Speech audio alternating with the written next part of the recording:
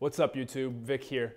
I want to talk to you guys a little bit about a concept that's fairly straightforward, but a lot of people have a little misconception on how it works. What we're going to talk about is we're going to talk about resistance training and how the relationship between your frequency and your intensity with which you train in the gym in regards to resistance training sort of intermingle with one another, and how they could either help or maybe even are interfering with your ability to achieve your goals.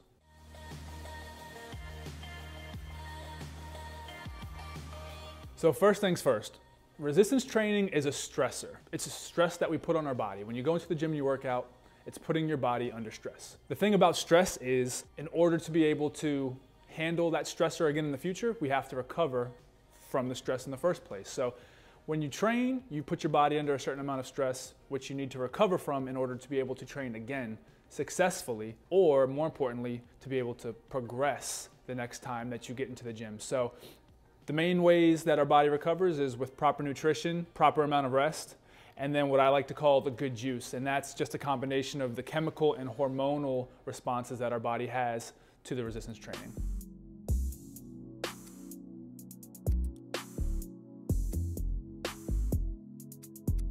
So when we recover, quote unquote, through proper nutrition, sleep, and the good juice, what that does is that allows our body to adapt to the stress that we just exposed it to. So the training session is something that our body isn't normally prepared for. We force our body to go through that experience, and now it thinks that it has to be prepared for that to happen again. So what it does is it adapts. So during that recovery period, that's where the adaptation takes place so that our body can handle the stress when it arises again. Adaptation also means that we are now ready for more work. So stress, recovery from the stress equals adaptation. Adaptation equals preparation for more work. Now, when it comes to that relationship between intensity and frequency, let's focus a little bit on the intensity aspect of it. So generally speaking, higher intensity is going to require more recovery time. So whether you're talking about within the workout itself, or if we're talking about within your progression of your training program, the harder you work, the harder you have to recover.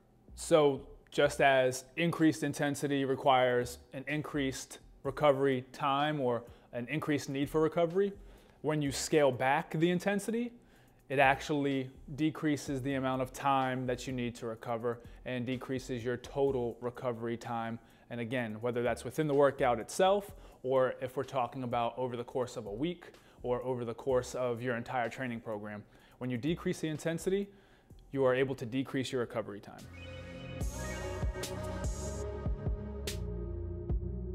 So what is the point of that there? The point that I'm trying to make is that we have a lot of individuals who train like weekend warriors. They want to go in and they want to just destroy their body. They want to work as hard as they possibly can. But what they don't necessarily realize is that they may be putting themselves into a bit of a hole.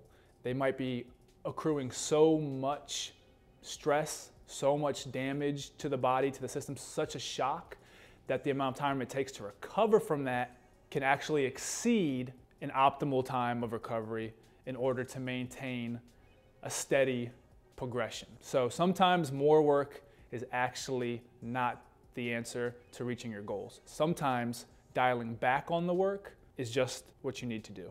By dialing back on the intensity a little bit, what you can do is you can put yourself in a position to recover a little bit more quickly. Instead of killing yourself on day one and not being able to train again until day 3 or day 4 because your body's just so sore and so beat up, you might be able to scale back on that intensity a little bit on day 1 and then even be back in the gym fully recovered, ready to train again on day 2 or maybe day 3.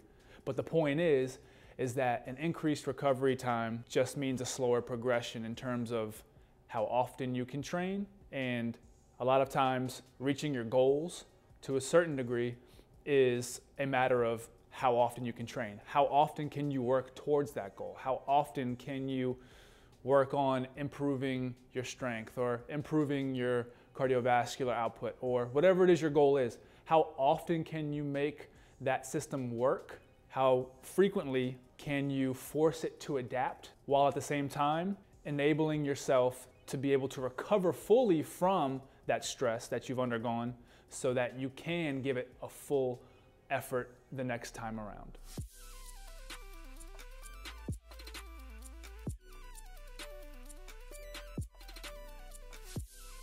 So for example, let's say that you are like a lot of us out there and you have a traditional resistance training split that resembles that of a bodybuilder. Maybe on day 1, you do back. On day 2, you work your chest. On day 3, you work your legs, so on and so forth. By the time you get through an entire week, you may have only worked each part of your body once, maybe twice, depending on your split. A lot of times that's because we'll go in and on back day, we do 10 exercises and we do 10 sets and we accrue all of this stress that our body then has to recover from. So you finish a back workout and your back is absolutely demolished. It has structural damage, it has a whole lot of other things going on that takes additional time to recover from. So instead of that, why not on day 1 go in and do your entire upper body? But instead of doing 10 exercises for back, just do 2. And then do 2 for chest, and do 2 for your shoulders, and do 1 or 2 for your biceps and your triceps. Chances are that you will be able to come in within another 1 to 2 days and tax all of those muscles again, because they will have fully recovered from the amount of work that you expose them to, from the amount of stress that you put them under. As opposed to putting them under this huge amount of stress, you've now given them just enough where you stimulate them, you force them to adapt, but you've also put them in a position to recover a lot more quickly, which in turn means that you can train them again much sooner. So one of the things that I mentioned earlier that I just want to follow up on is the quote unquote good juice. The good juice is simply the hormonal and chemical responses that your body has to your resistance training that propel you in terms of improvement. So whether we're talking about hypertrophy, we're talking about the nervous system and its ability to produce power and explosiveness, whatever it is that you're focusing on, the good juice is simply those intrinsic neuromuscular components, those hormonal, those chemical effects that actually support the progress that you're looking to make. The good juice is a huge part of the progression in your training, as well as in achieving your goals with your training. But you have to find that balance between frequency and intensity in order to maximize the impact that those quote unquote good juices can have. So another thing to keep in mind when it comes to your intensity is that increased intensity, it simply means that you're working harder. You're doing more work in a shorter period of time. And one of the issues with that is it just increases your risk of injury. So another potential benefit to decreasing your intensity a little bit is simply just decreasing your risk of injury. And that's always a good move to make, because if you're injured, that's gonna do nothing but set you back anyhow. In theory, work is work. So whether you move 100 pounds one time or you move 10 pounds 10 times, you still moved 100 pounds over the course of that workout. So why not just scale back the intensity a little bit, find a more moderate intensity, and achieve the same end result, but with just less risk.